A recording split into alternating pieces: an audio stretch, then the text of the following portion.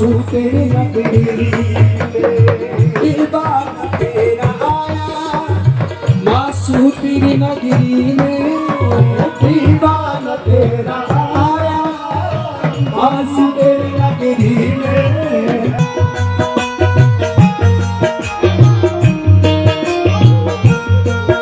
त्वमेव भंगो जसदा त्वमेव। जानते हैं कि पूज्य महाराज जी का जो कथा का उद्देश्य है, उनका जो भाव है, वो जनमानस के अंदर भगवान के प्रति प्रेम और प्रीति बढ़ाने का काम है। भगवान के रास्ते पर सभी लोग चले, यही महाराज जी की कामना है। स्वस्ति श्री रामचंद्र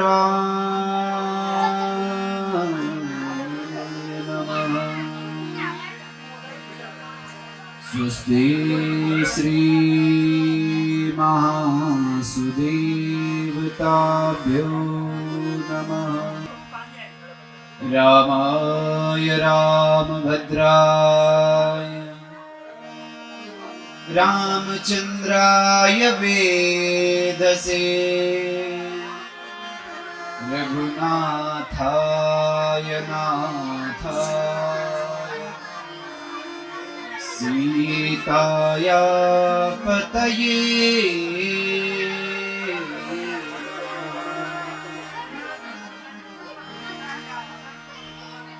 वरहापीडं नटवरवपु बिभ्रद्भासः कनककपिशं वैजयन्तीं च रन्ध्रान् वेणोरधरसुधया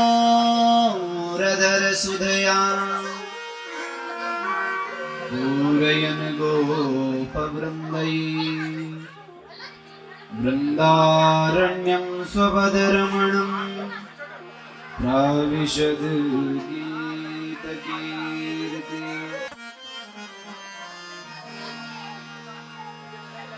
कथा में हम लोग प्रवेश करें उससे पूर्व कुछ क्षण भगवान नाम का आश्रय लेना बहुत जरूरी है।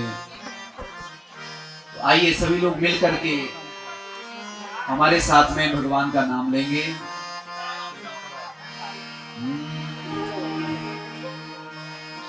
हे गोपाल राधा कृष्ण गोविंद गोविंद। हे गोपाल राधा कृष्ण गोविंद गोविंद।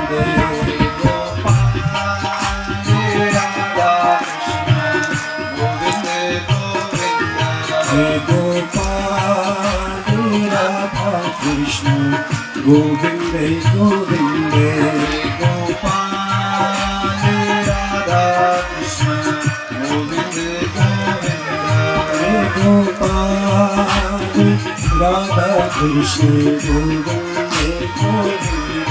कृष्ण गोविंद गोविंद राधे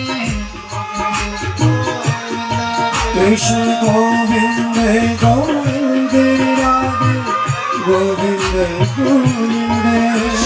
गोविंद गोविंद राधे गोविंद गोविंद।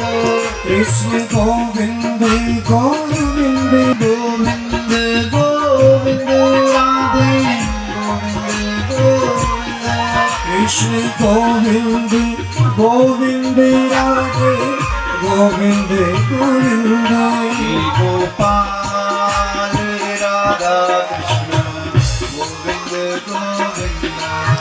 गोपाल राधा कृष्ण गोविंद गोविंद।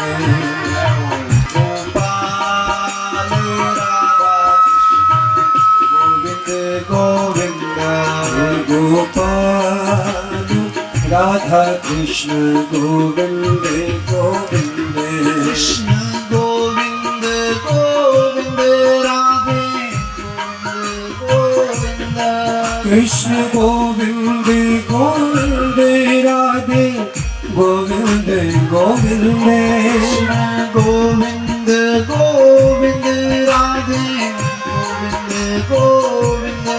कृष्ण कृष्ण गोविंद गोविंद राधे गोविंद गोविंद गोपाल राधा कृष्ण गोविंद गोविंद हे गोपाल राधा कृष्ण गोविंद हाथ का विजय हो।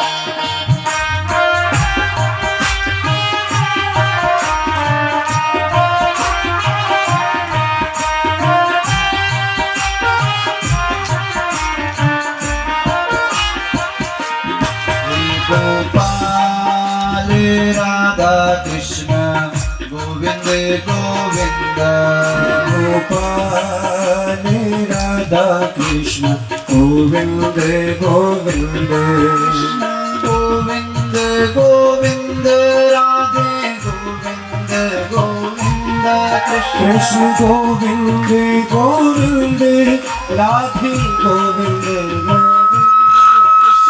गोविंद गोविंद राधे गोविंद गोविंद कृष्ण गोविंद गोविंद राधे गोविंद गोविंद गोपाल राधा कृष्ण गोविंद गोविंद हे गोपाल राधा कृष्ण गोविंद गोविंद हे गोपाल राधा कृष्ण गोविंद गोविंद हे गोपाल राधा कृष्ण गोविंद दोनों हाथ उठाइए। हे गोपाल राधा कृष्ण गोविंद गोविंद हे गोपाल राधा कृष्ण गोविंद गोविंद हे गोपाल राधा कृष्ण गोविंद गोविंद हे गोपाल राधा कृष्ण गोविंद गोविंद हे गोपाल आप भी बोलो जरा। गोविंद गोविंद गोपाल राधा कृष्ण गोविंद गोविंद हे गोपाल राधा कृष्ण गोविंद गोविंद हे गोपाल राधा कृष्ण गोविंद गोविंद।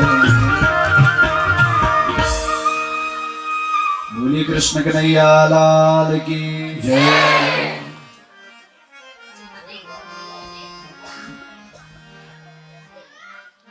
वृंदावन बिहारी लाल की जय। अखंड कोटि ब्रह्मांड नायक अखंड अखिलेश्वर दीनानाथ दीनबंधु कृपानाथ कृपा सिंधु जगतपति भगवान मासू महाराज जी की कृपा को प्राप्त करते हुए देवादिदेव महादेव को प्रणाम करते हुए समस्त देवी देवताओं को प्रणाम करते हुए मंडपों पर आवाहित समस्त 33 कोटि देवी देवताओं को वंदन करते हुए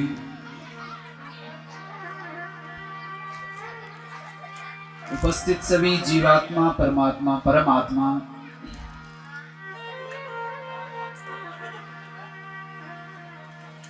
कथा पांडाल में आए हुए सभी श्रद्धालु भक्त प्रेमी और इस यज्ञ को बहुत ही मार्मिक रूप से यज्ञ का निर्वहन कर रहे हमारे सभी यज्ञ आचार्य विप्राचार्य और इस कथा को रसमय कर रहे हमारे सभी संगीत के संगीत मर्मज्ञ संगीताचार्य इस ध्वनि यंत्र के माध्यम से जहां तक भी आवाज पहुंच रही है उपस्थित सभी जीव आत्माओं के हृदय में बसे हुए परमात्मा और इस कथा पांडाल में आए हुए मेरी समस्त मातृशक्ति आवाल वृद्ध नर पुरुष आवाल आप सबके हृदय में जो भी दूर दूर से क्षेत्र से आ रहे हैं और यही काशी से जो भी माताएं आ रही हैं आप सबके हृदय में जो भी हमारे भक्त प्रेमी इस कथा को फेसबुक और यूट्यूब के माध्यम से जो दर्शन कर रहे हैं, पूरा लाइव देख रहे हैं, उनके हृदय में भी और आप सबके हृदय में मेरे मासूम महाराज का स्वरूप है। अतः आप सब लोगों को मेरा व्यासपीठ से बारंबार प्रणाम है, राम राम है, राधे राधे।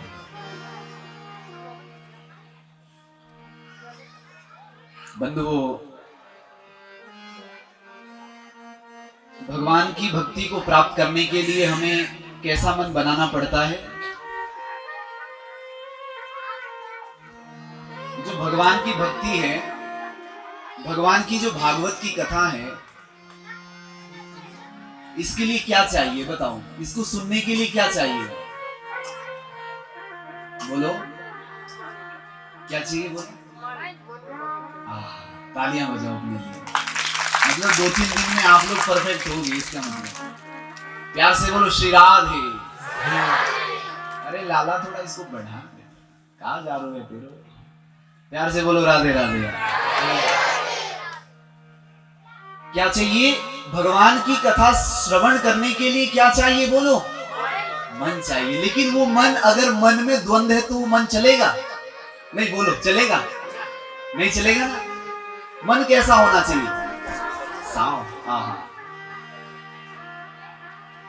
जिस मन में द्वंद्व है उस मन से कथा सुनोगे तो कथा कभी जीवन में उतरेगी नहीं, व्यथा ही बनेगी।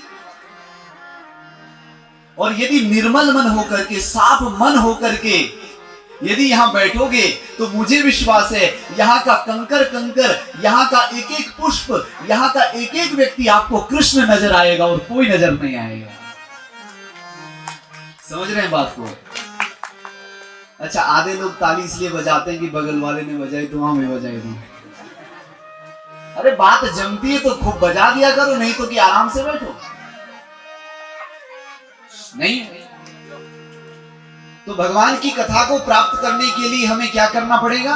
बोले मन चलाना पड़ेगा। मन कैसा होना चाहिए? साफ। गोस्वामी जी लिख रहे हैं, तुलसीदास जी लिख रहे हैं रामचरितमानस में। हाँ,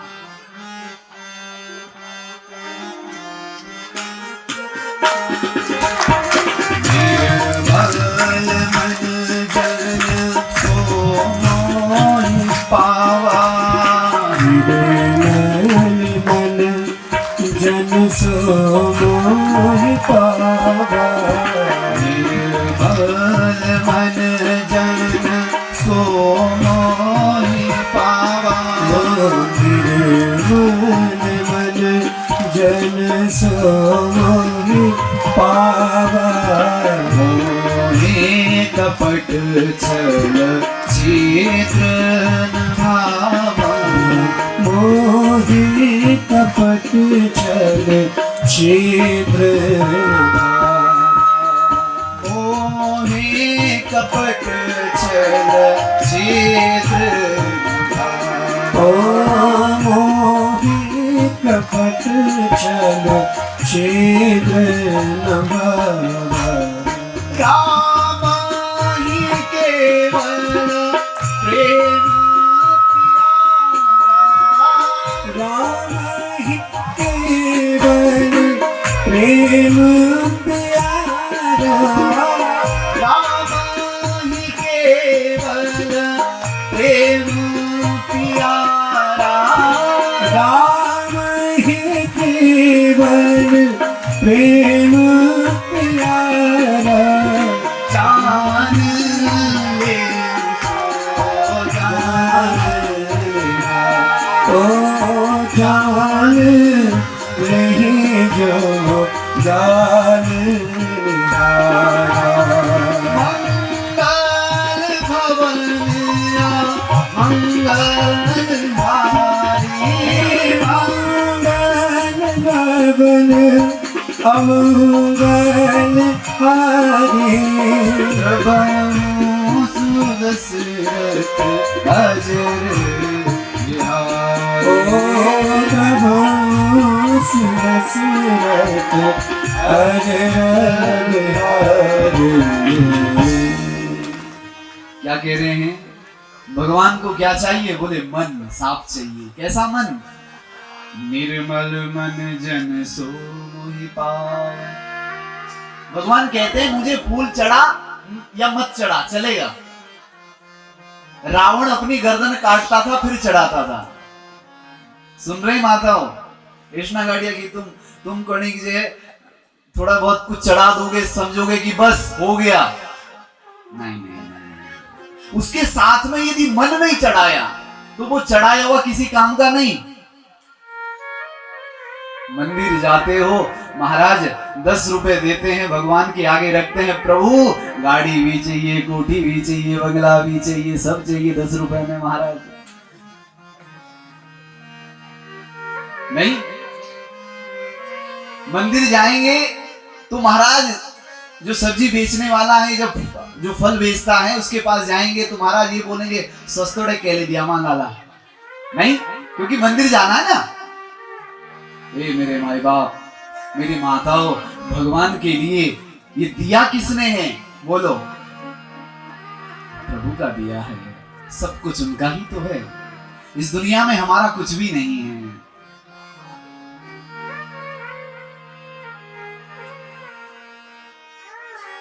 इस दुनिया में कुछ भी हमारा नहीं है, सब परमात्मा का है। इस मन से रावण गर्दन चढ़ाता था काट काट करके। जटाओ भुजंग पिंगलस्तुरत फण मणिप्रभा कदम्ब कुंकुमद्रवम प्रलिप्त दिग्व धूमुखी स्मरांतकम पुरांतकम भवांतकम मखांतकम गजांतकांतकांतकम तमांतकांतकम भजे। गर्दन काटता था और चढ़ा देता था। क्या बताओ, भगवान ने ये बताइए, क्या भगवान ने रावण के ऊपर कृपा की क्या? बोलो, रावण का सर्वनाश हुआ कि नहीं? बोलो। ज्ञानी बहुत था लेकिन आचरणवान नहीं था। इसीलिए किया हुआ कर्म।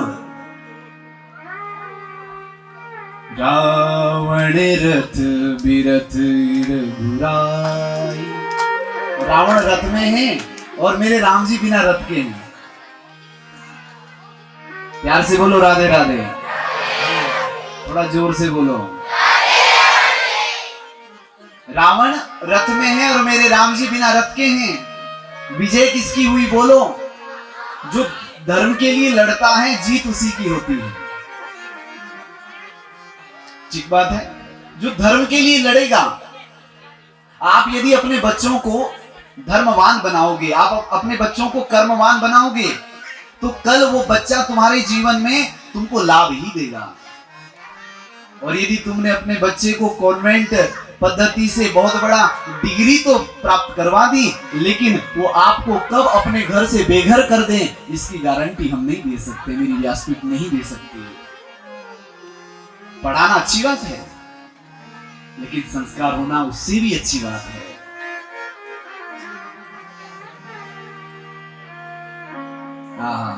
इसलिए भागवत की कथा में कल आप लोगों ने क्या सुना? परीक्षित बैठे हैं इसलिए कि मेरी मृत्यु होगी, मुझे जीते जी क्या करना चाहिए? 7 दिन बहुत होते हैं। अरे हमारा और आपका एक पल का भी पता है। बोलो बोलो, हाँ ना बोलो। अरे अभी एक श्वास ली, अगली ले पाएंगे कि नहीं, कोई भरोसा नहीं। भरोसा है वही, बोलो। नहीं तो फिर किसके लिए जी रहे हो? सब भगवान के आश्रय पर ही है। परीक्षित ने कह दिया, प्रभु हे गुरुदेव, अतः पृक्षामि संसिद्धिं योगिनां परमं गुरु। हे गुरुदेव, ये कृपा कर दीजिए। अतः पृक्षामि संसिद्धिं योगिनां परमं गुरुं पुरुषस्येव यत्कार्यं म्रियमाणस्य सर्वथा। क्या कहा? हे गुरुदेव ये बताइए हर मरने वाले को क्या करना चाहिए? हमने आपको कल बोला था ना कि घर से जरा थोड़ा सोच के आना। सोचे आप लोग? कौन सुने कौन सोचे, किसको इतनी पड़ी? व्यास जी यहाँ सुनाए हमको, एक कान से सुना दूसरे कान से निकाल दिया, और क्या? तो क्या सोचा बोलो? अरे भाई देखो अकेले का मेरा थोड़ी ठेका लेंगे, तुम भी तो बोलो कुछ। और क्या, श्रोता और वक्ता का मतलब क्या है? श्रोता प्रश्न करे और वक्ता बोले, क्यों साहब? श्रोता पूछे और वक्ता कहे। क्या सोचा आपने जरा बताओ? अरे पता तो लगे, पूरा दुनिया देख रही है आपको, पता तो लगे कि जौनसार में भी कोई प्रश्न करते हैं, वासी के लोग भी पूछते हैं, वो भी सोच करके आए हर मरने वाले को क्या करना चाहिए।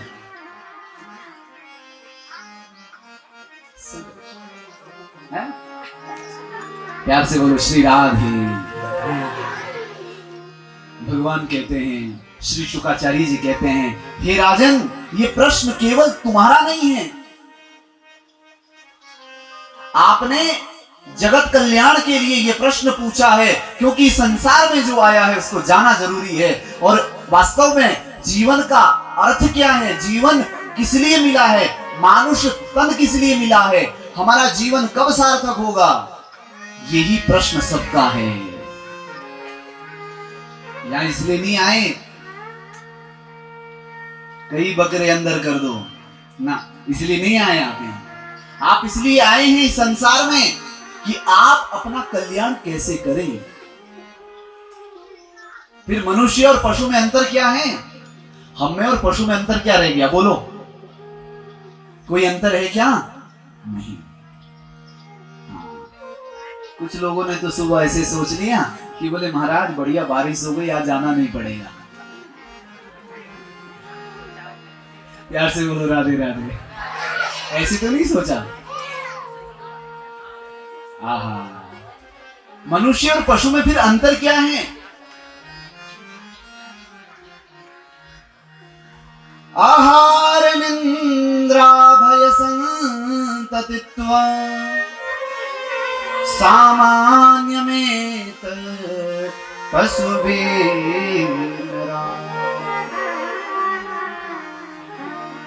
ज्ञाने ही ते सोमधिको विशेष ज्ञाने नहीं ना पशुवी समान।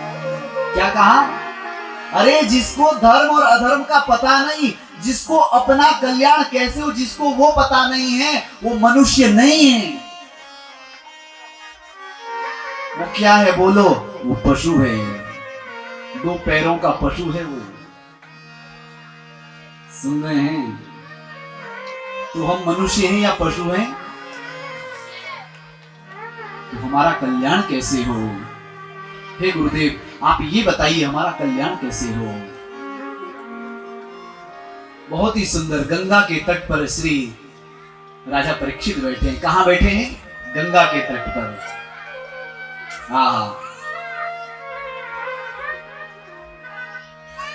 तत्रा भवत भगवान व्यास पुत्रो यदृक्षयागामटमानो नपेक्षा अलक्षलिंगो निजलावतुष्टो वृतस्य बालेन्द्रवधूतवेश। सुखदेव स्वामी जी प्रकट हो गए। प्रश्न किया बैठते ही, जैसे ही नीचे बैठे प्रश्न कर लिया। गुरुदेव ये बताइए, शुकम शोभनम नंद नंदनम, बड़े दिव्य हैं दिखने में, जिनके सुंदर केश हैं, जिनका ओज आभा प्रभा, जिनकी बहुत ही जिनकी कांति करोड़ों सूर्य के समान है, ऐसे श्री सुखदेव स्वामी हैं। बोले महाराज इस संसार में सब लोग जी रहे हैं, लेकिन समय बहुत कम है लोगों के पास में, लोग समय गवाते जा रहे हैं। देखो भाई, लोग दुकान में बैठ करके समय खराब करेंगे, लेकिन कथा में नहीं बैठेंगे, समय खराब कर लेंगे। दूसरे की निंदा करने के लिए चाहे हमें 1 घंटा लगाना पड़े, नहीं है। लेकिन वास्तविकता यह है कि हम अपने जीवन में कल्याण कैसे करें। दिवस गवाई खाई के, रात गवाई सोए,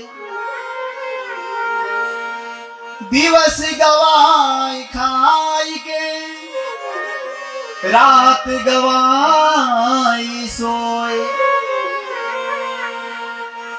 दिवस गवाए खाए के, दिन तो हमने पूरा खराब किसमें कर दिया है? खाने पीने में। रात गवाई सोए, और रात सोने में निकाल दी। जब हम माँ के गर्भ में थे ना, तो उस समय हमने भगवान से प्रॉमिस करके आए हैं, प्रभु एक बार बस बाहर निकाल दो इस गंदगी से। नरक में भी वो यातना नहीं होती है जो यातना माँ के गर्भ में जब शिशु पल रहा होता है। माँ यदि जैसा भोजन करेगी वैसा कष्ट बच्चे को होता है गर्भ में। कहता है बाहर निकालो।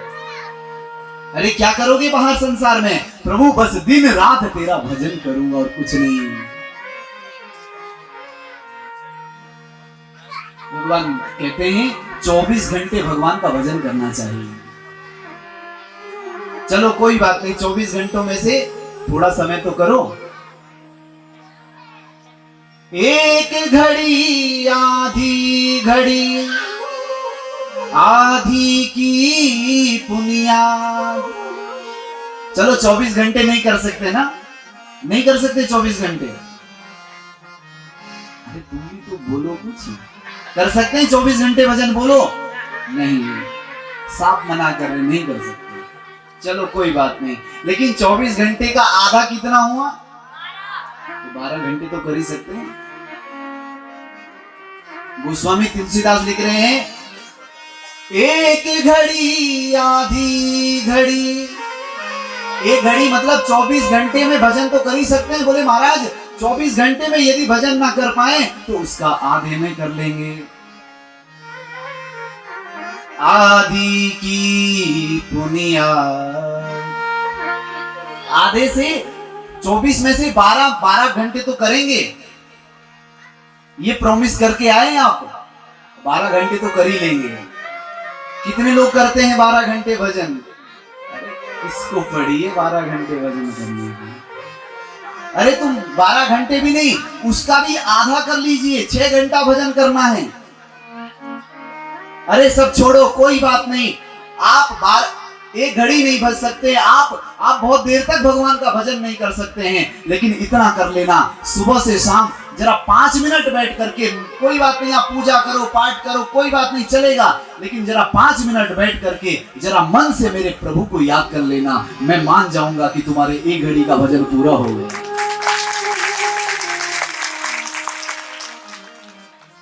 एक घड़ी आधी घड़ी। हनुमान जी महाराज तो यही करते हैं। भगवान जो राम जी हैं, राम भगवान हनुमान जी महाराज को क्या प्रिय है?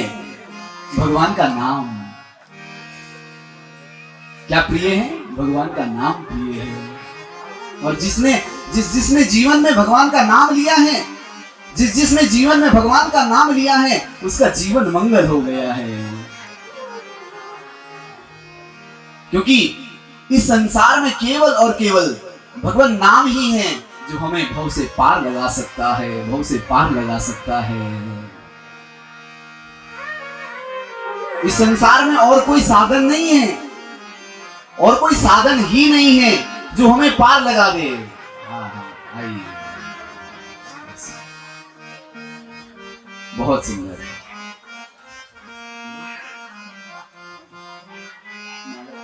बोले वृंदावन बिहारी लाल की जय जय राधा रमन हरि बोल, जय जय राधा रमन हरि बोल, जय जय राधा रमन हरि बोल, जय जय राधा रमण हरि बोल, जय जय राधा रमण हरि बोल, जय जय राधा रमण हरि बोल, जय जय राधा रमण हरि बोल, जय जय राधा रमण हरि बोल, जय जय राधा रमण, जय जय राधा रमण, जय जय राधा रमण, जय जय राधा रमण, जय जय राधा रमण, जय जय राधा रमण,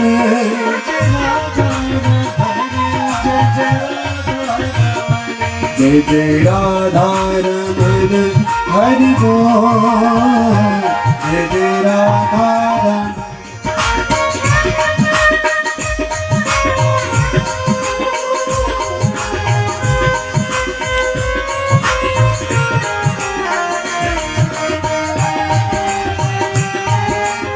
जय हो।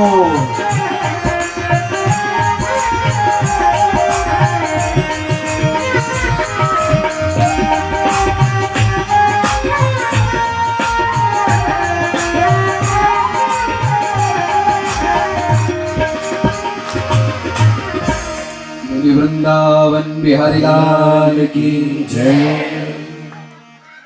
बहुत ही सुंदर अवसर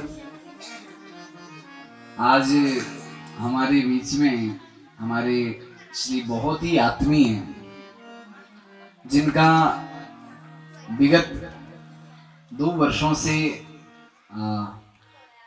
हमारे संघ में जिनका बहुत बड़ा स्नेह है और ऐसे देहरादून कर्मचारी मंडल के जो अध्यक्ष हैं श्री रणबीर सिंह तोमर जी मुंशी गांव से हैं, जो हमारा आश्रम बन रहा है उसके आप उपाध्यक्ष हैं। खड़े हो जाएंगे, बहुत सुंदर, तालियां बजा दीजिएगा। रणबीर सिंह तोमर जी मुंशी गांव से, और आपका इतना सरल हृदय है कि हम कोई भी आपके लिए कोई भी सूचना करें तो आप दौड़े दौड़े चले आते हैं। बहुत व्यस्तता के बाद आप अभी बोले महाराज जी हम बंकोली में हैं, कैसा करें, आपका आदेश हुआ तो आना तो पड़ेगा ही।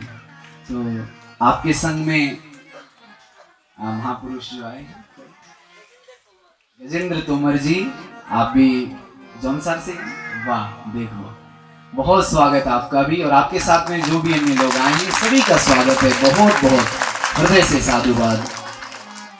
तोमर साहब जो हैं, इनसे जब भेंट हुई, भागवत कथा में ही भेंट हुई देहरादून में, तो हमें 2-3 दिन से बताया गया था कि श्री रणबीर सिंह तोमर जी जो हैं उनसे गुरुजी आपको मिलवाएंगे। तो कथा के तीसरे दिन मिले हम, तो चेलाकुई में कथा थी तो तीसरे दिन मिलन हुआ। तीसरे दिन के बाद जब मिलन हुआ तो आपका इतना प्रेम, इतना स्नेह, इतना समर्पण, शरणागति यमुना महासू धाम जो आश्रम बन रहा है उसमें सर्वस्व न्योछावर करने वाले, सब कुछ समर्पित करने वाले ऐसे हमारे श्री रणबीर सिंह तोमर जी, इतना ही नहीं जौनसार बावर के समस्त जनों के लिए इतना सब कुछ न्योछावर कर रहे हैं। मैं तो कभी कभी बोलता हूं तोमर साहब आप समय कैसे निकाल लेते हैं, समय कैसे निकाल लेते हैं, जन जन को सुख पहुंचाने के लिए, सबके लिए समर्पित। आप इनके पास कभी भी चले जाओ, खड़े में सेवा के लिए। ये सेवा भाव हनुमान जी के भक्त को ही मिल सकता है। और गजब की बात, एक दिन जरा सुनिए आप लोग क्या बोल रहे हैं। एक दिन तोमर जी जो है, हमारी बात चल रही थी, उस दिन मंगलवार ही था, क्यों तोमर जी, मंगलवार था, तो आपकी धर्मपत्नी ने बात की, बोले गुरुजी अभी तोमर जी तो भोग लगा रहे हैं। मैं आश्चर्य में हो गया, मैंने कहा है भोग लगा रहे हैं, बोले क्यों गुरुजी उनका व्रत है। मैंने कहा अच्छा, मैं और आश्चर्य में हो गया, बोले गुरुजी अभी थोड़ी देर में बात करेंगे। जब बात की तो बोला 35 वर्षों से हनुमान जी का निरंतर मंगलवार का व्रत कर रहे हैं। मैंने कहा मुझे ऐसे ही भक्त की ढूंढ थी। क्या। और आप जौनसार बावर, अभी देहरादून में जौनसार बावर का जो एक बहुत बड़ा जौनसार बावर के आप बच्चों के लिए, सबके लिए बहुत बड़ा छात्रावास बन रहा है। जो भी यहाँ से हमारा जो गरीब बच्चा होगा, गरीब परिवार से होगा, उसको अब चिंता रहने की नहीं है। उसके लिए हमारे तोमर जी ने और आपका पूरा कर्मचारी मंडल ने पूरा समर्पित होकर के एक हॉस्टल बना रहे हैं। प्यार से बोलो राधे राधे। तो आए अब कथा में हम लोग आगे बढ़े बहुत हृदय से। शरणागति यमुना महासु धाम, प्यार से बोलो राधे राधे। शरणागति यमुना महासु धाम आश्रम। जब इसका नाम चयनित हो रहा था ना, तो हमारे बहुत से लोग अन्य भी हैं। हमारे श्री सेन सिंह चौहान जी बाबर से हैं, दिरनाट से। तो वो उनका आज सुबह हमको फोन आया, बोले गुरुजी हम भी इस कथा को लाइव देख रहे हैं, आने की बड़ी इच्छा है। और वो भी हमारे शरणागति यमुना महासु धाम परिवार से जुड़े हुए हैं और बहुत कर्मनिष्ठता के साथ, बहुत ये सब तोमर जी के माध्यम से सब बहुत बड़ा एक जौनसार बावर का एक आश्रम बनने जा रहा है। बनना चाहिए आश्रम। धीरे आवाज में बोल रहे हैं, बनना चाहिए। क्या होगा उस आश्रम को बना करके? बोलो क्या मिलेगा तुम्हें? क्या मिलेगा?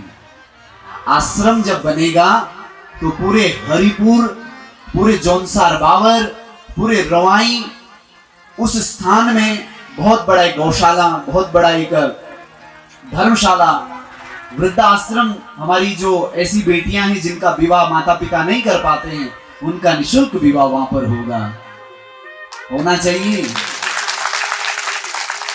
हाँ, तो इसके लिए हमारे श्री तोमर जी बहुत सब कुछ समर्पित कर चुके हैं। मेरे बहुत ही अनन्य हैं। आपका पुनः व्यासपीठ हृदय से बहुत बहुत साधुवाद, बहुत बहुत शुभाशीष। अब आए कथा में आगे बढ़े।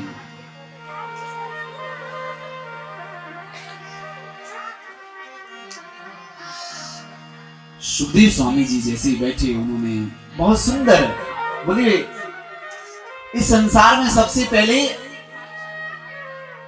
बैठना सीखो। मास्टर जी कह रहे थे व्यास जी 1.5 घंटे तक बैठे तो वो हमारे बोल रहे थे चिंगने।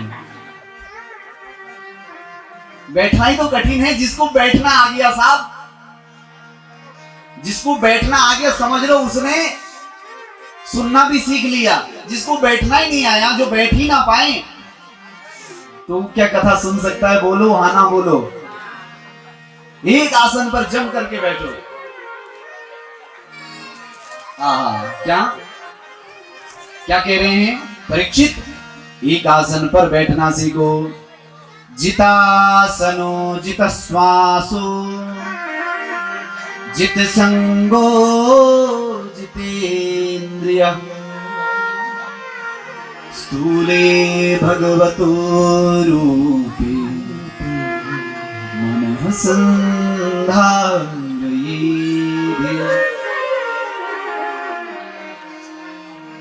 जितासनो, अपने आसन को जीतो। मतलब आसन को जीतने का मतलब क्या है? बोलो।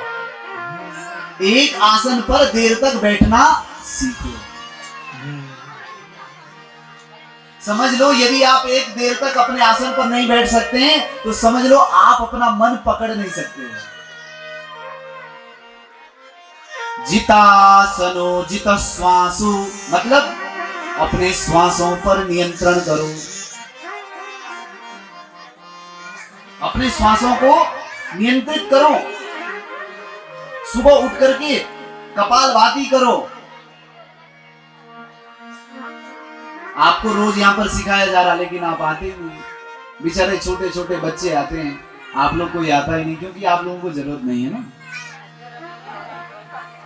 यहाँ पे सुबह योगा होता है महाराज। जितासनो जित श्वासो जित संगो, बहुत ध्यान दे करके सुनना मेरी माताओं। आपको मैं बहुत ज्यादा कथा सुनाने नहीं आया, बस इतना बताने आया हूं कि आपको अपने जीवन में रहना कैसे है। जिस दिन रहना आ गया उस दिन भगवान को मनाना भी आ जाएगा। जित संगो जितेंद्रिय, अपने अपने संग को जीतो। संग मतलब अपना जो परिकर है, जिनके साथ आप उठते बैठते हैं वो कैसे हैं, उनका आचरण कैसा है, उनका संग से आपको कोई कुबुद्धि तो नहीं उपज रही है, क्या उनके संग करने से आपके जीवन में बाधा तो नहीं आ रही। सुन रहे हैं, जिसका आप संग कर रहे हैं उसके संग करने से आपकी बुद्धि मलिन तो नहीं हो रही।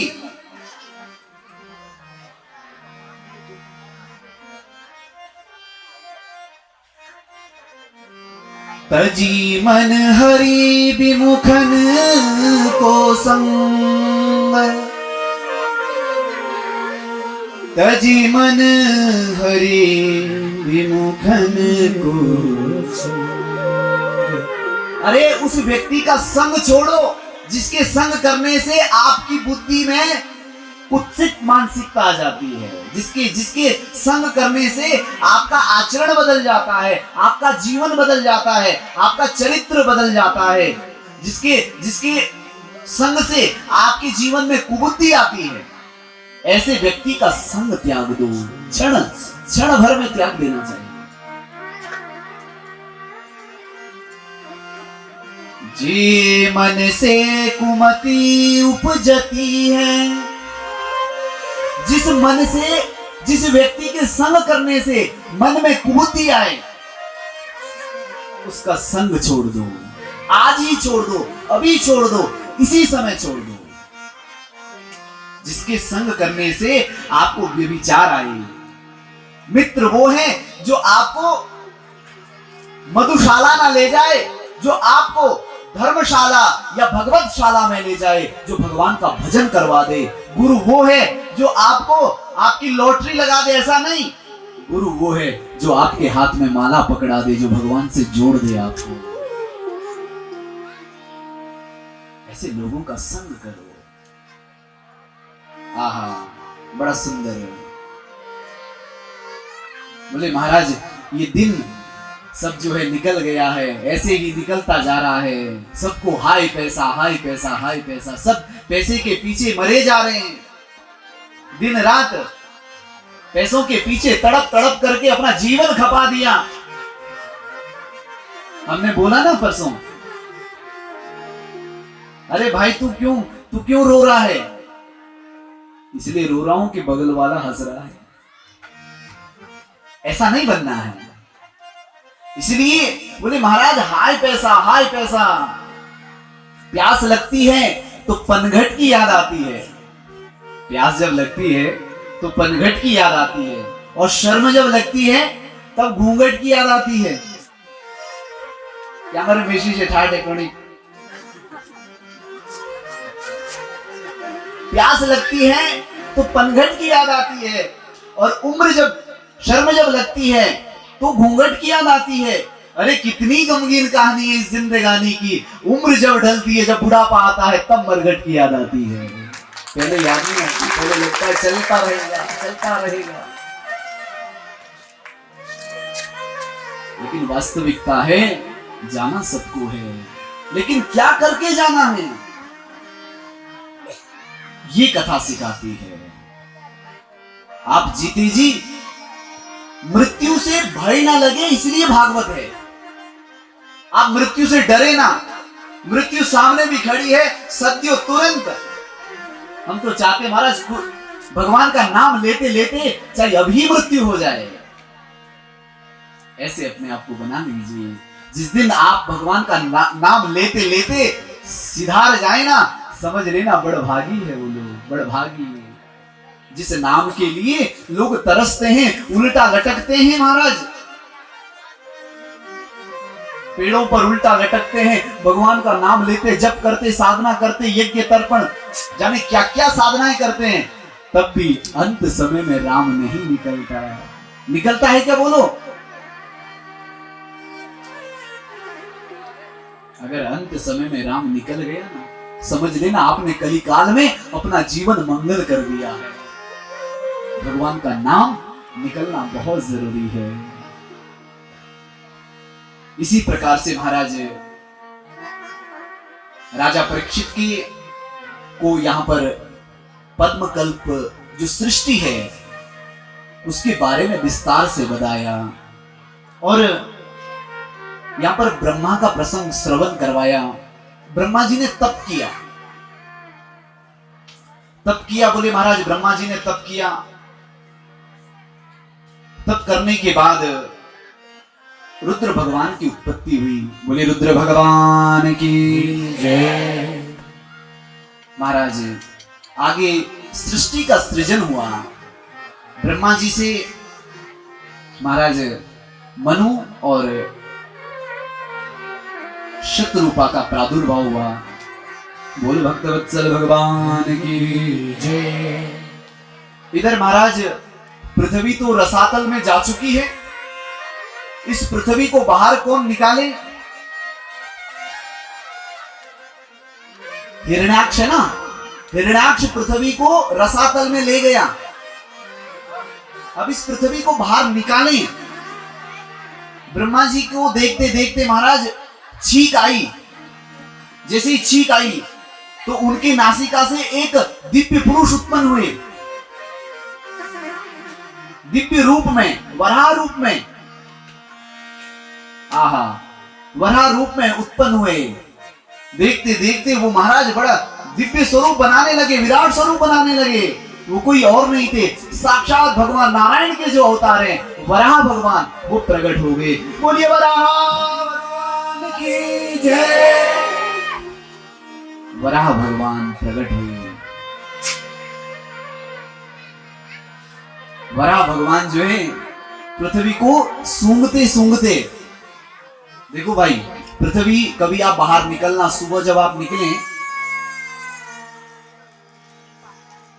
सुबह जब आप बाहर निकले, अब आप लोगों की तो सुबह 9 बजे होती है। जो 9 बजे उठेगा तो इसकी रात ही से जी।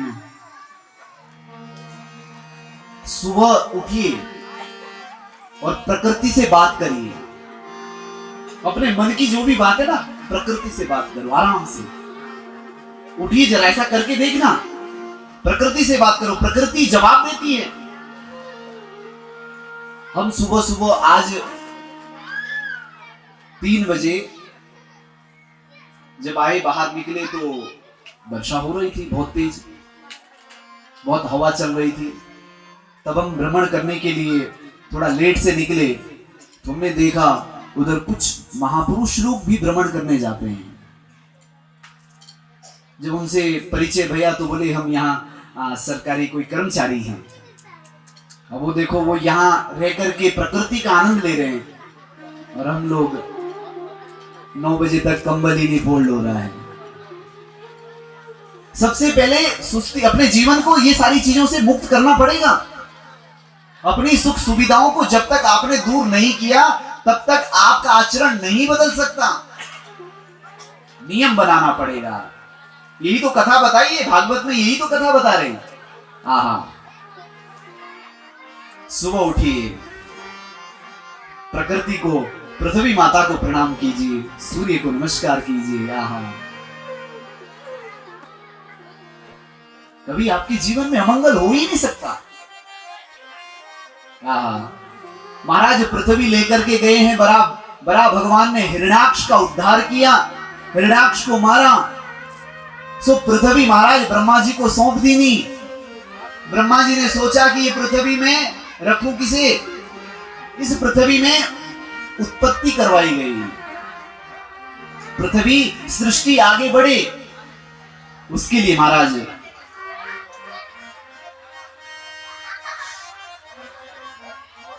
मनोस्तु सतरूपायां स्त्रिय कन्यास्य जंगिरे आकुतिर्देवहूतिश्च प्रसूतिरिति विश्रुता।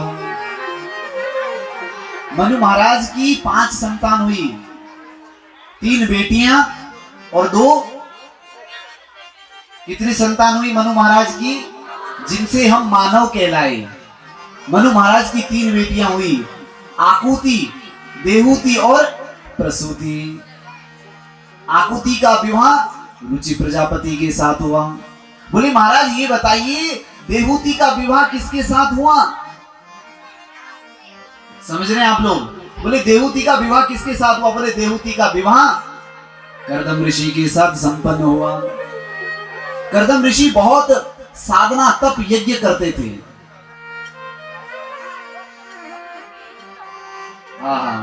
देव कर्दम ऋषि ने कहा भैया मैं तो सत्संगी आदमी हूं, मेरे कहां विवाह के चक्कर में डाल रहे हो मुझे।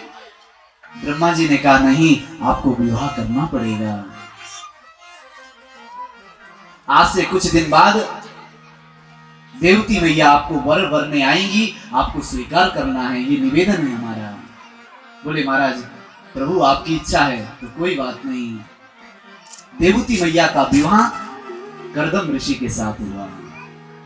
बोल भक्त वत्सल भगवान की जय।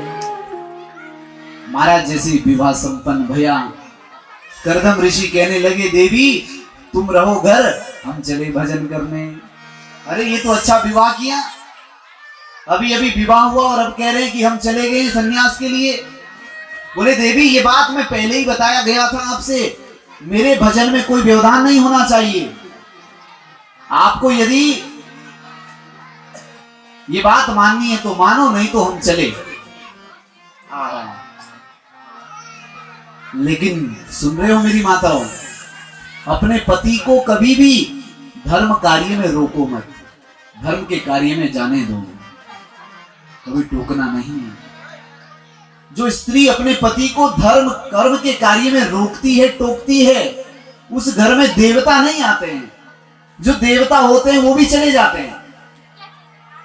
भागवत जी कह रही है, क्या नाम है? देवहूति। देवानाम आवाहनम करोति यह स देवहूति। जो देवताओं का आह्वान करते हैं। जिस घर में देवताओं का आवाहन होता है, कई वर्षों तक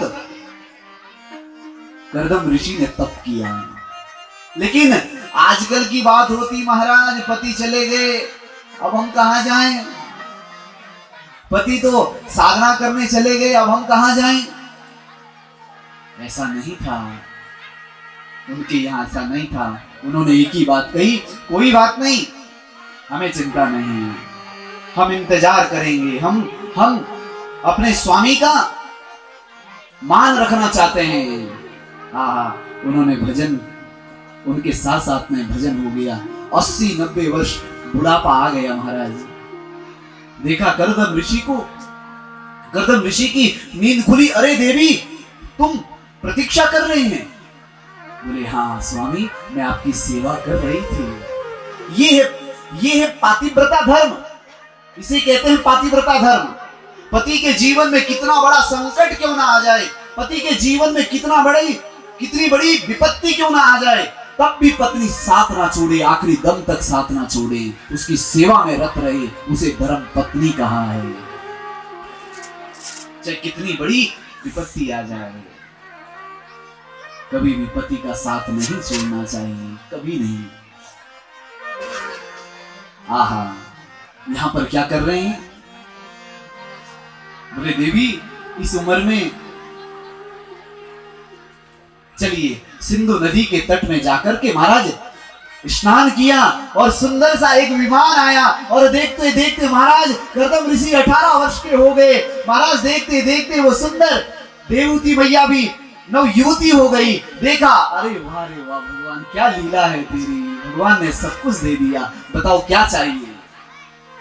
वो विमान ऐसा, जितना इंतजार लंबा होगा, जितनी प्रतीक्षा होगी, जितना आप परिश्रम करेंगे, फल उतना ही मीठा होगा।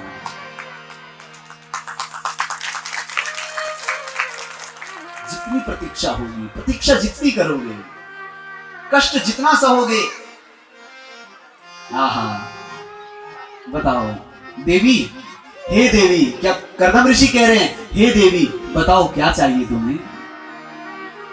एक पत्नी पूछे एक पति पूछे अपने पत्नी से, देवी बताओ तुम्हें घर में तुम्हारे जीवन में क्या सबसे अच्छा लगता है, तो क्या प्रश्न होना चाहिए? बोलो बोलो आप लोग, क्या होना चाहिए माताओं? क्या होना चाहिए बोलो? कर्दमवाच, कर्दम ऋषि कह रहे हैं आहा, पति और पत्नी में बात होते रहनी चाहिए, घर में धर्म संबंध चर्चा होनी चाहिए घर में। आहा, कर्दम ऋषि कह रहे हैं, कर्दमवाच, क्या कह रहे हैं? आहा, तुष्टो मध्य तव मानवीय मानदाय, आहा, तुष्टो मध्य तव मानवीय मानदाय, शुश्रूषया परमया परया,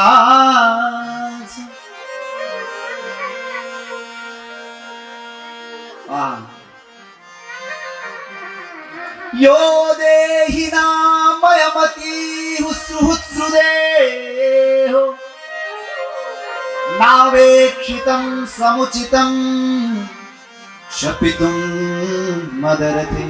क्या कह रही? सुनो सुनो मेरी माताओं, एक पत्नी अपने पति से प्रश्न क्या कर रही है, जरा सुनो। कर्दम ऋषि कह रहे हैं, देवी बताओ क्या चाहिए, और देवी क्या मांग रही है, जरा सुनिए आप।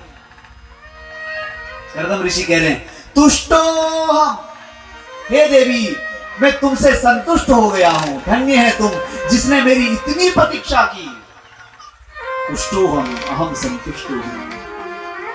समझ लेना, जब पति संतुष्ट हैं, हे देवी तुम्हारे कर्म से मैं संतुष्ट हूं, तुम्हारी सेवा से मैं प्रसन्न हूं। शुश्रूषया परमया परया च,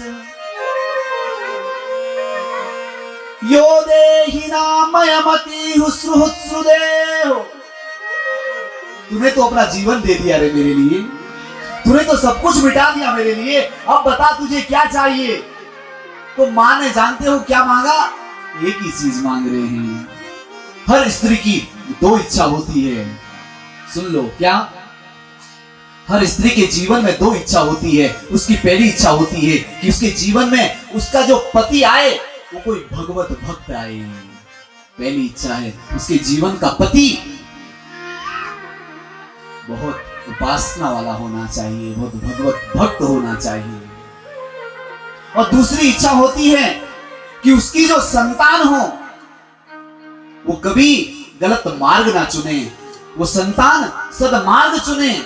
हर माँ की यही इच्छा होती है कि नहीं? हाना बोलो, यही दो इच्छा है। तुष्टो हम, देवी बताओ। यही तो संस्कृति है, पत्नी पूछे और पति उत्तर दे।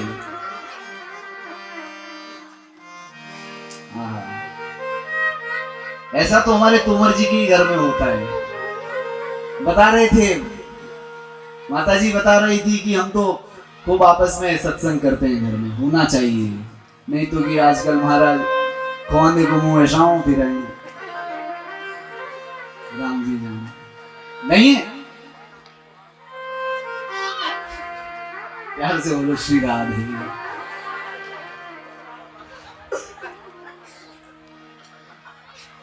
पति पत्नी थे ना, बुढ़ापे में बेचारे गांव के रहे होंगे कोई। अब बुढ़ापे में झगड़ा हो गया आपस में पति पत्नी।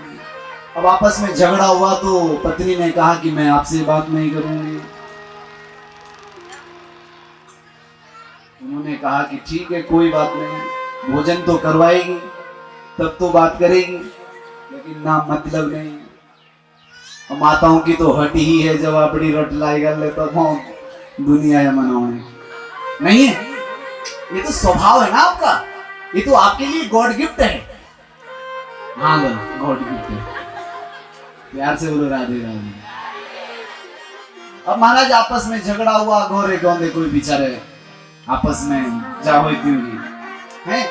अब जब झगड़ा नटे मतलब लड़ाई हो गई तो पत्नी ने कह दिया मैं बात नहीं करूंगी, पत्नी ने भी कह दिया, पति ने भी कह दिया ठीक है, तेरो भी रोज मुंह किनाई और किनाई, ठीक है नहीं करेंगे बात। अब वो महाराज आपस में बात करना छोड़ दी। पत्नी ने कहा अब दूध में, उधर जो गैस में दूध रखा था, चूल्हे में दूध रखा था, वो उबल रहा था। अब पति जो है महाराज वो अपने पत्नी को बोलना चाहे कि दूध रखा है और बोल दे तो महाराज मर्यादा खत्म, क्योंकि बोल रखा है कि बात नहीं करेंगे। इधर से पत्नी कहे कि महाराज सुस्ती सीख लगी, इशारा ही कर रहे हैं,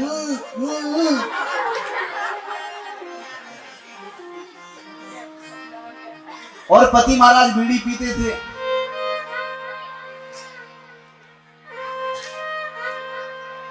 और वो बीड़ी पीते थे तो महाराज एक दिन उनके कुर्ते में आग लग गई। आग लगी कुर्ते में। पत्नी ने सोचा बोले क्या, जिसके कुर्ते में आग लगी वो जल्दी से उठो और बुझाओ। पति और पत्नी का विवाद चलता रहता है। किसी का कुर्ता जले तो मैं क्या करूं, पत्नी कह रही, बोल नहीं रही कि तुम्हारा कुर्ता चल रहा है, नहीं, किसी का कुर्ता जले तो मैं क्या करूं, बात नहीं कर रहे हैं। तो पति पत्नी में कोई बात नहीं, ये सब चीज होती है, लेकिन तुरंत उसके बाद समावेश होना चाहिए, तुरंत विवाद नहीं होना चाहिए, प्रेम बरसना चाहिए। हर पत्नी अपने पति की सेवा करे, चरण सेवा करनी चाहिए। कितनी माताएं हैं जो अपने पति की चरण सेवा करती हैं। ऐला थोड़ी ब्याज दिशा जो मानो, अरे मत शर्माओ, उठाओ हाथ जो करते हैं, जो अपने पति का जो पैर दबाते हैं। बोले महाराज व्यासी पैर तो नहीं, गला दबाते हैं। प्यार से बोलो राधे राधे।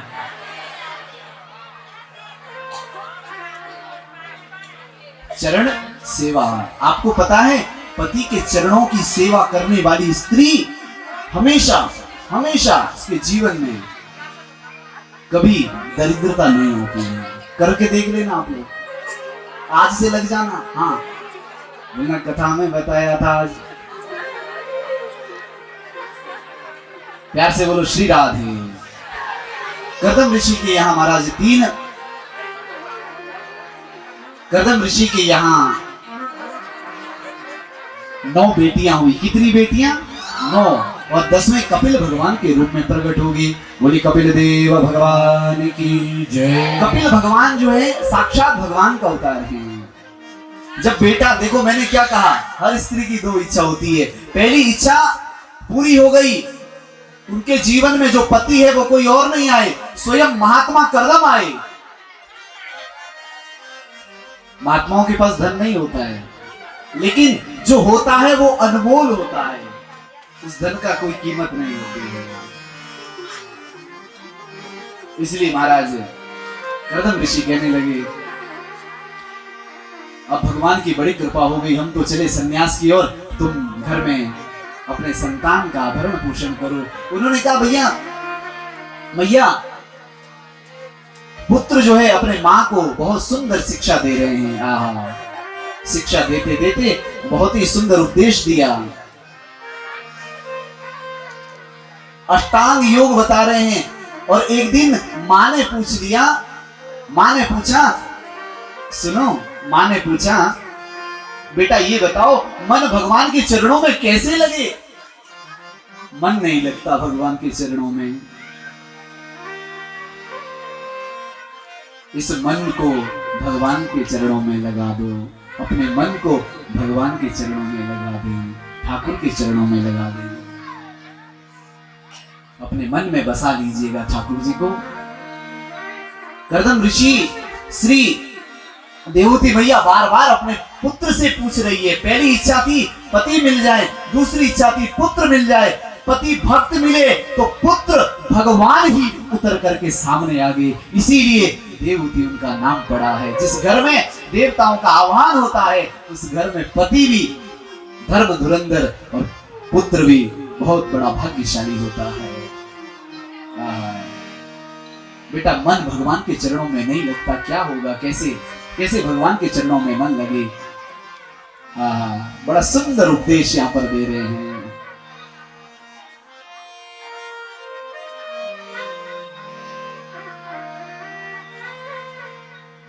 मन लागो मेरो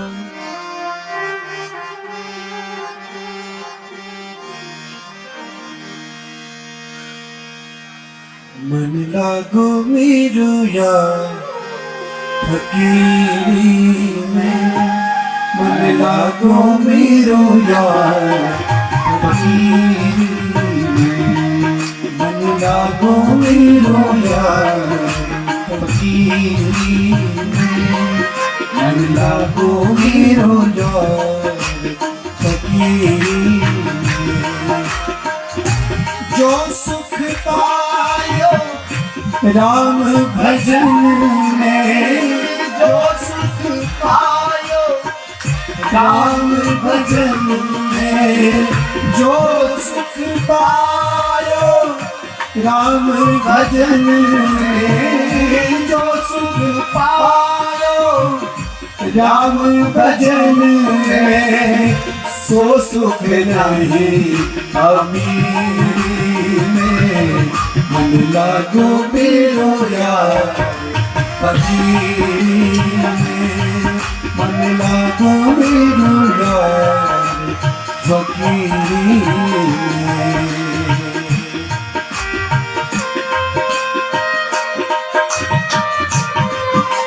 ये मन है ना मेरी माताओं, इसको फकीर बना दो, जोगी बना दो इस मन को।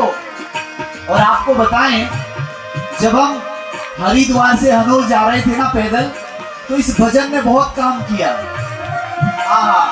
यही भजन गाते गाते निकल गए।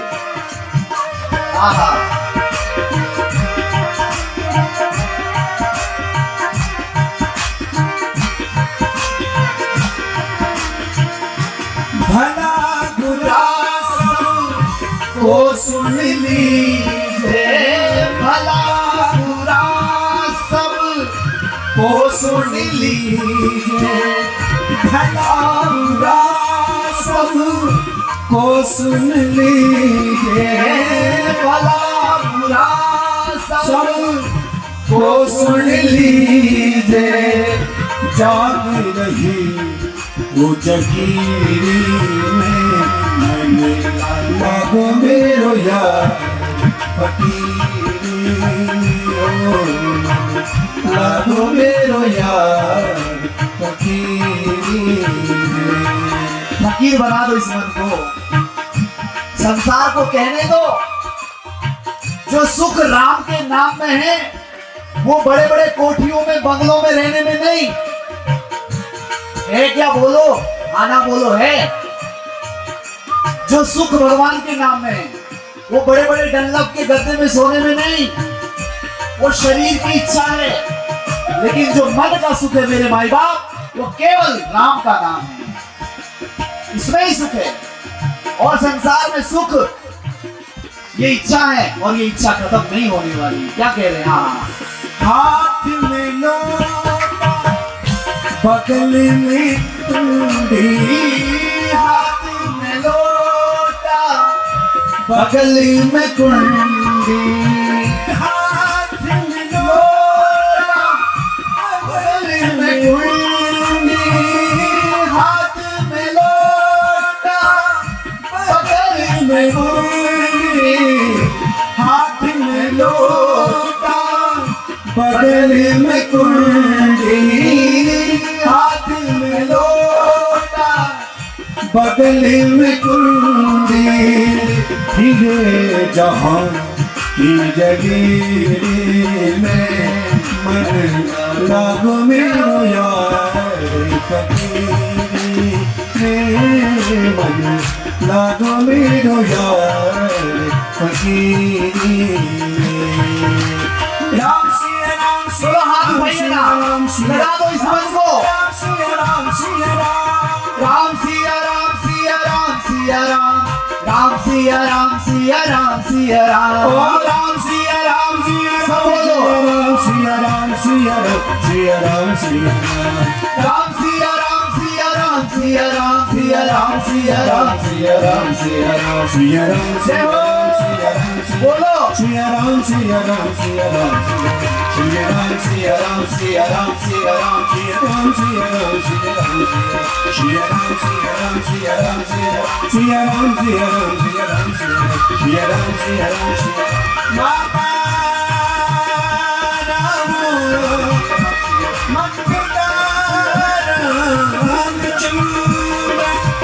स्वामी राम मसका चूरा सर्वस्व में रामचंद्र दयालु नाम विराजे में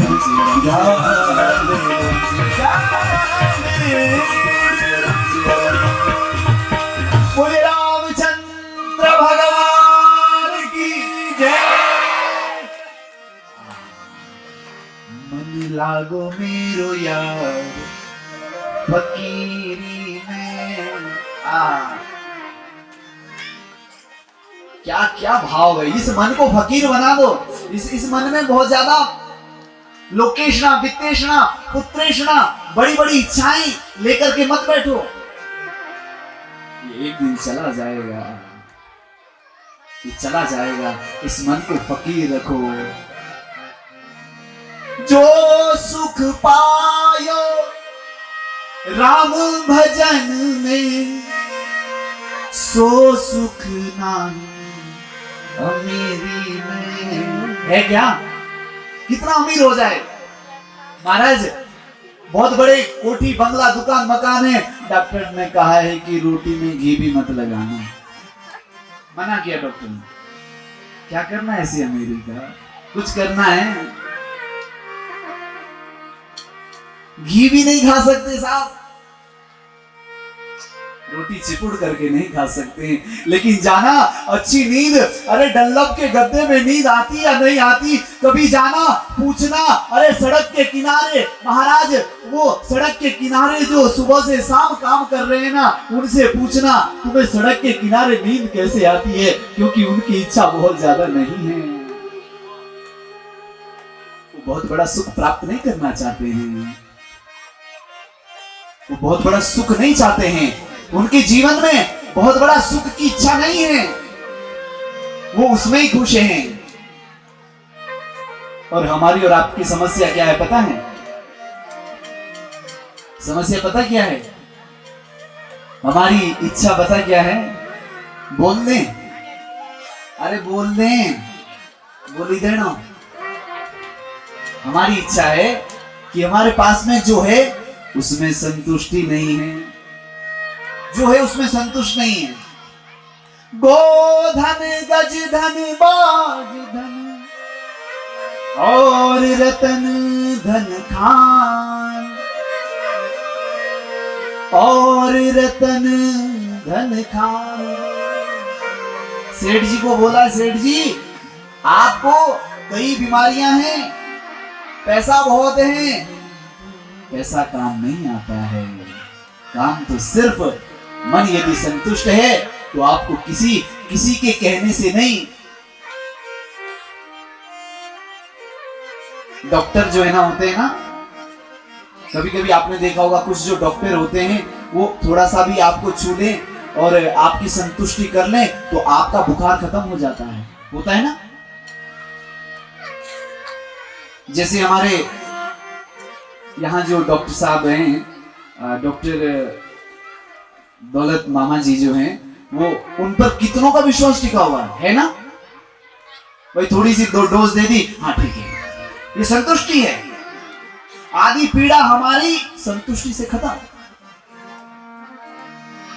संतुष्टि होना बहुत जरूरी है। गोधन गज धन, भगवान ने बड़े बड़े धन दे दिए तुम्हें, लेकिन अगर आप लोगों को, हम लोगों को यदि हमारे जीवन में संतोष नहीं है ना, तो सब धन धूल के समान है, वो धन किसी काम का नहीं है। फिर संतुष्टि होना बहुत जरूरी है।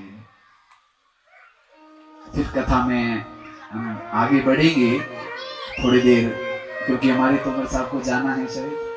लेकिन आपने वो दिया है जो इस जौनसार बावर में शायद पहले व्यक्ति मुझे ऐसे लगे जिन्होंने अपना सर्वस्व न्योछावर कर रखा है। पहले व्यक्ति, इतनी साधना, इतना तप, इतना सर्वस्व न्योछावर हर कार्य में। गजब इस बात की है, एक काम में नहीं, हर काम में समर्पित होकर के कार्य करते हैं। तो और हमारे जो गजेंद्र जो तोमर जी आए हैं, उनका भी व्यासपीठ बहुत स्वागत करती है। आप, हमें जानकारी नहीं थी, हम परिचित नहीं थे। आपको भी बहुत बहुत साधुवाद, बहुत बहुत स्नेह, आपको वंदन करते हैं। बोलिए वृंदावन बिहारी लाल की जय। जय जय श्री राधे। इसी प्रकार से आइए अब हम लोग आज का जो प्रसंग है, कथा प्रसंग है, उसमें आगे बढ़े। और कल जो है कृष्ण जन्म उत्सव है। क्या है? कल यहाँ पे हैप्पी बर्थडे होगा। किसका? ठाकुर जी का।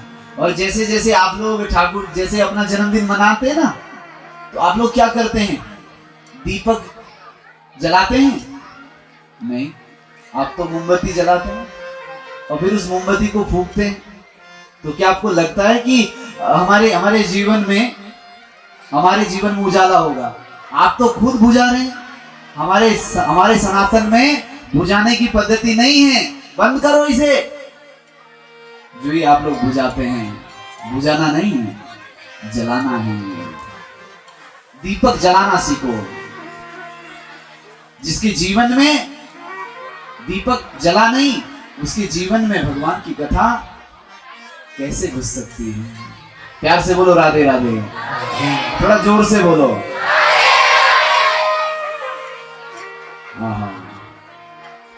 भवेशीलवतां श्रेष्ठे दक्षो द्रुहित्रवत्सल विद्वेषमकरोत्कस्मात् जनामृत्यात्मजां सते। मेरी माताओं, क्या कह रहे हैं हम?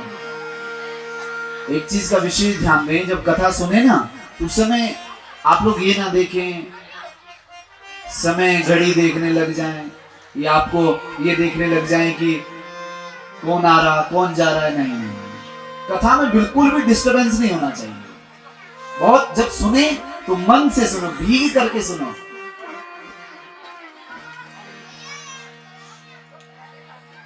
आहा, बहुत आनंद से कथा सुने। और आप कथा सुन रहे हैं, यहां से सती चरित्र प्रारंभ हो रहा है।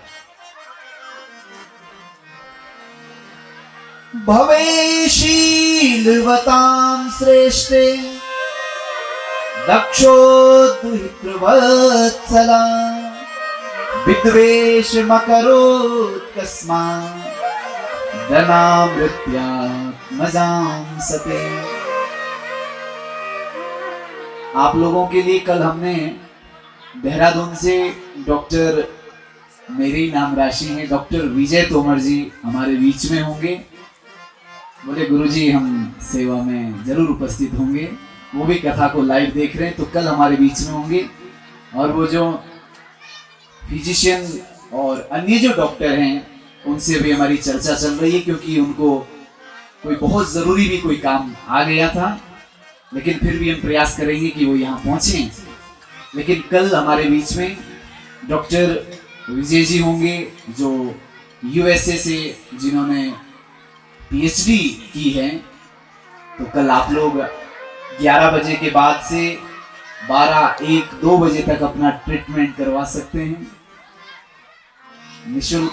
जो भी आप लोग मतलब चाहते हैं कि हमको ये चेकअप करवाना है।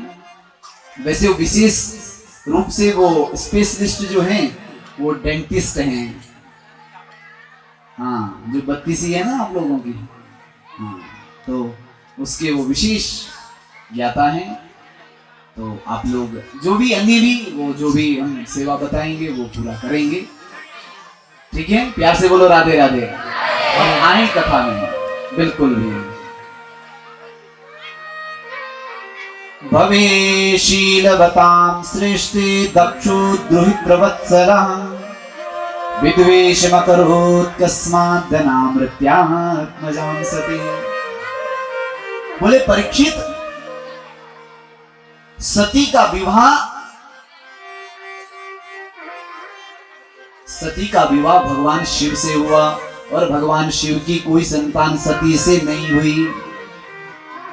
सती से जब कोई संतान नहीं हुई, बोले सती से कोई संतान नहीं हुई, असमय ही सती ने अपना पंच भौतिक शरीर त्याग दिया था।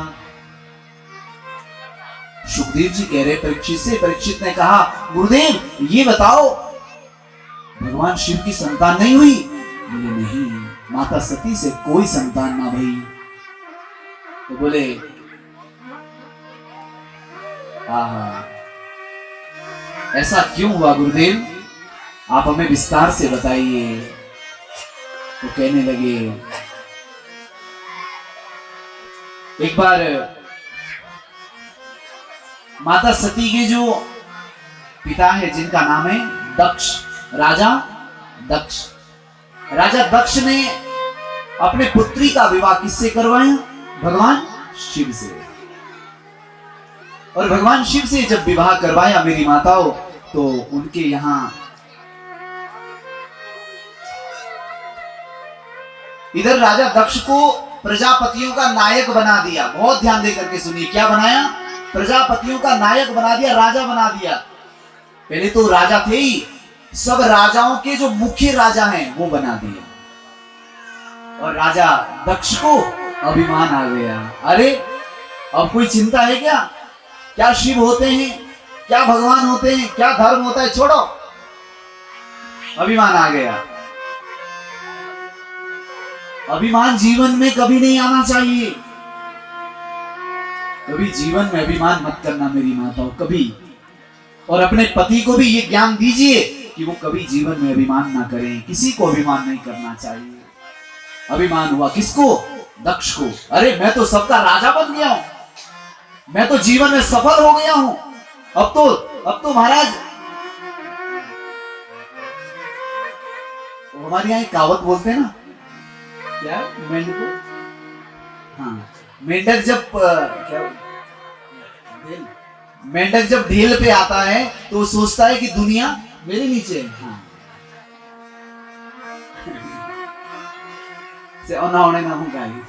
सुने, मेंढक जो है जब मिट्टी के ढेल पर आ जाता है तो उसको लगता है कि दुनिया मेरे नीचे है। राजा दक्ष को भी यही लगा कि अब तो मैं राजाओं का राजा बन गया साहब, अब तो सब मेरे हैं, ये सब मेरे हिसाब से चलेंगे, जैसा मैं कहूंगा मैं राजा हूं। अरे थोड़ा सा अगर सम्मान भगवान ने दिया है ना तुम्हें, तो उसको पचाने की क्षमता रखना। अमान ना अमान देहा, अपने मान पर कभी भी अभिमान मत करना, क्योंकि ये मान और अपमान किसका होता है? सुनो, जानते हैं अपमान किसका होता है? जो सम्मान की भूख है जिसे। कुछ लोग ऐसे होते हैं, बोले महाराज हमारा तो नाम ही नहीं लेते। कुछ लोगों को अपने नाम क्या बड़ा वो रहता है कि हमारा नाम, मान सम्मान। नहीं, राजा दक्ष को अपने ऊपर बहुत बड़ा अभिमान हो गया। क्या हुआ? अभिमान। जैसे ही राजा दक्ष को अपने ऊपर अभिमान हुआ, महाराज देखा, राजा दक्ष गए, बहुत बड़ी देवताओं की सभा लगी थी, सभा में गए, सुन रहे हैं, सभा में गए, वहां सारे सबके सब देवता बैठे हैं। महाराज राजा, बड़े बड़े राजा बैठे हैं, हाथ जोड़ करके खड़े हो रहे हैं। राजा दक्ष आ रहे हैं, दूर खड़े श्री भगवान महादेव भी बैठे हैं।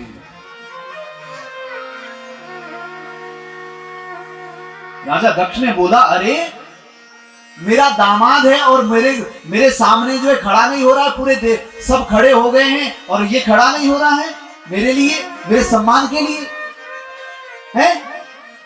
कैसा दामाद है ये दामाद कैसा है जो मेरे सम्मान में खड़ा नहीं हो रहा? अभिमान।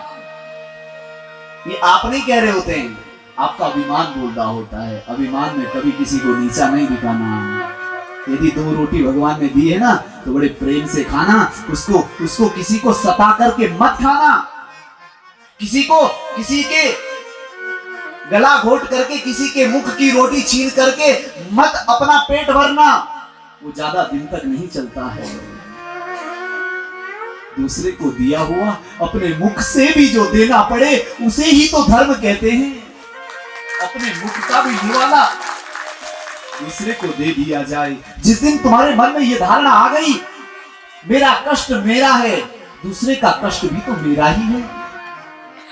हर समय परिस्थिति में खड़े रहो सबके साथ। हर समय ये ना सोचे कि आज उसका बुरा वक्त है, उसका बुरा वक्त जरूर है लेकिन उसका अच्छा वक्त भी जरूर आएगा।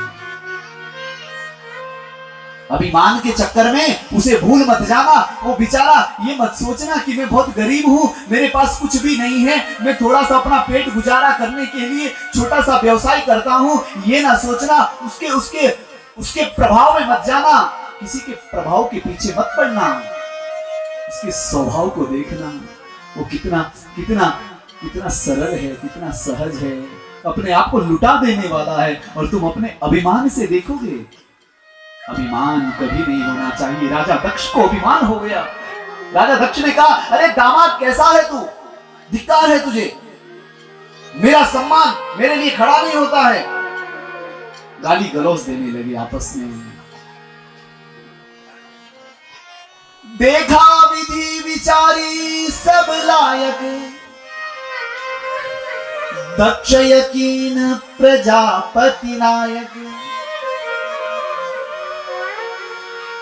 बड़े अधिकार दक्ष जब पावा, अति अभिमान हृदय तब आवा। अति अभिमान हृदय तब आवा। अभिमान आ गया। और अभिमान ना, मैं कहता हूं कथा में, मानव कहे कि मैं बड़ा, इस धरती पर क्यों खड़ा। धरती कहे कि मैं बड़ी, तो शेष के फनों के ऊपर क्यों खड़ी। ये धरती किसके ऊपर खड़ी है, बोलते क्यों नहीं है, शेषनाग के। मानव कहे कि मैं बड़ा, इस धरती पर क्यों खड़ा। धरती कहे कि मैं बड़ी, शेष के फनों पर क्यों खड़ी। शेष कहे कि मैं बड़ा, शेष कहे कि मैं बड़ा, तो भगवान शंकर के गले में क्यों पड़ा। भगवान शंकर कहे कि मैं बड़ा, तो कैलाश में जाकर के क्यों खड़ा।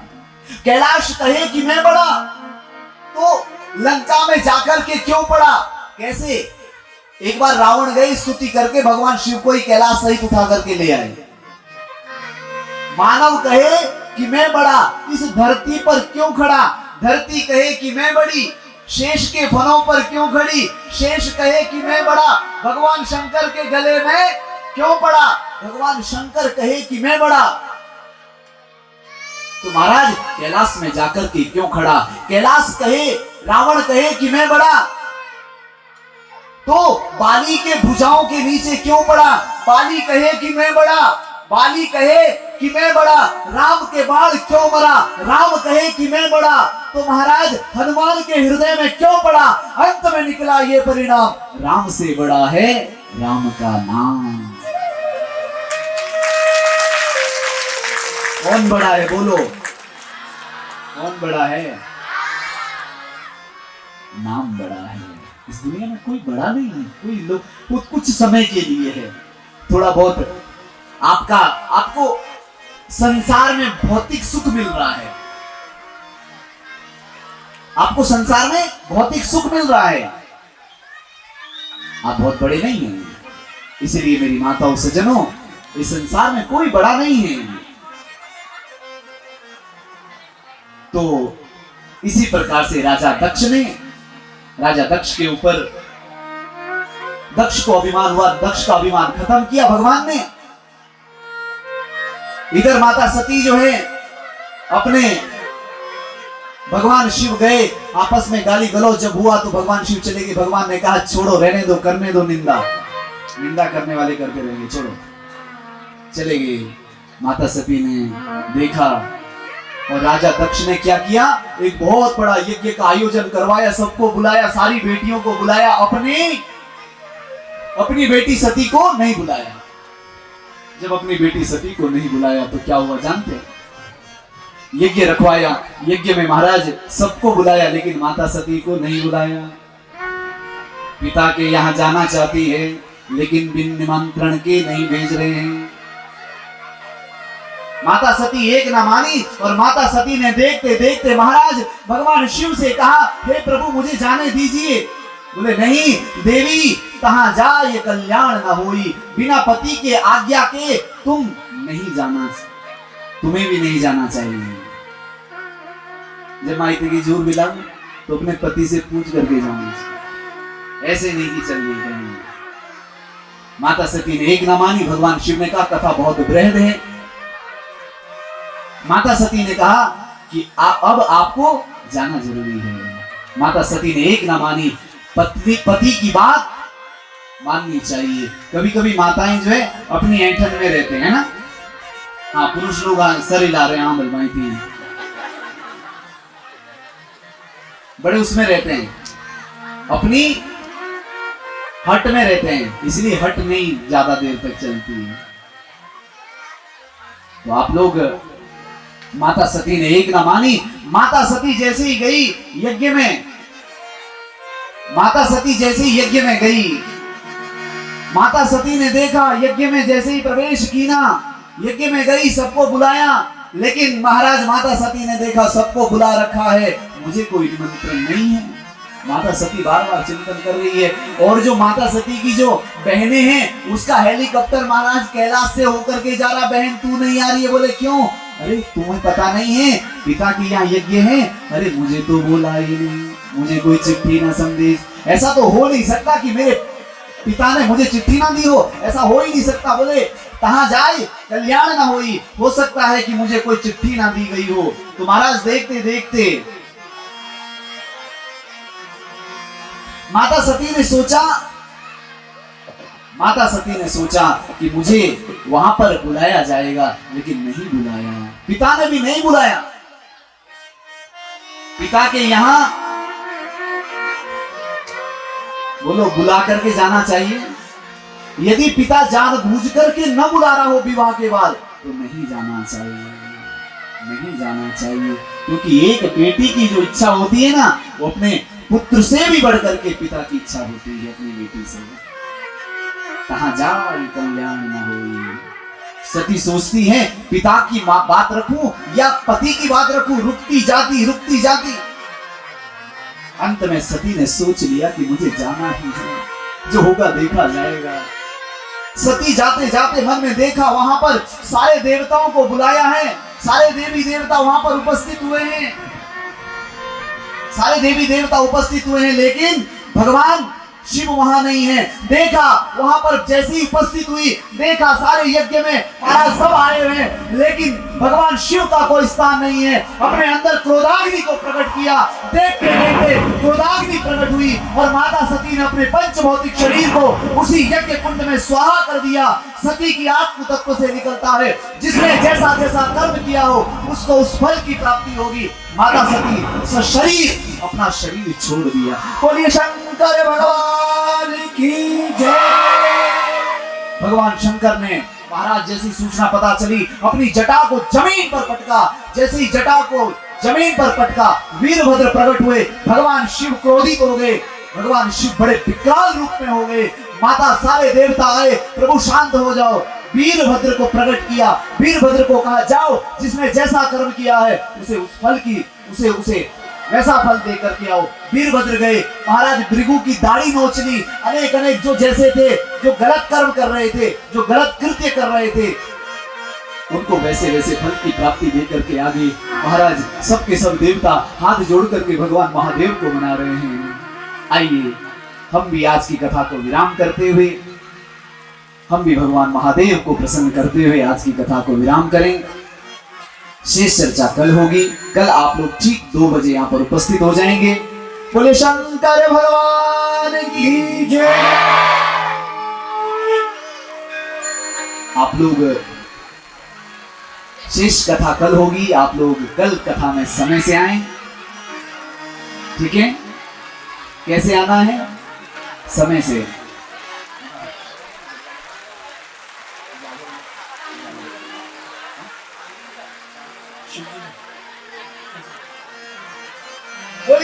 शंकर भगवान की जय।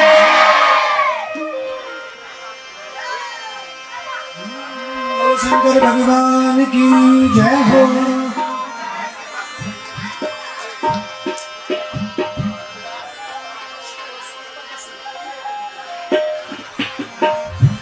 बोले शंकर भगवान की जय हो। सुनिए, कल आप लोगों को आपने दार की कड़कड़ी चौपड़ लाना है, मक्खन लाना है। किस किस के घर में गाय है?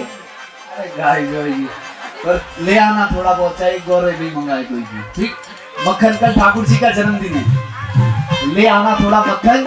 और यदि आप लोग कोई सजावट यहाँ करना, वैसे तो सजावट हो रखी है, लेकिन गुब्बारे होता है ना जन्मदिन में, गुब्बारे लगते हैं, तो आप लोग यदि कोई लगाना चाहें तो लगा सकते हैं। कल ठाकुर जी का जन्मदिन है, कल पीले पीले कपड़े पहन करके आए। जिसके पास नहीं वो जरूर लाएं। कहां से लाएं? चाहे आज ही रात सिलवाएं। जिसके पास नहीं है तो वो महाराज क्या करें, कोई बात नहीं है तो चल जाएगा, लेकिन कल जरूर लेकर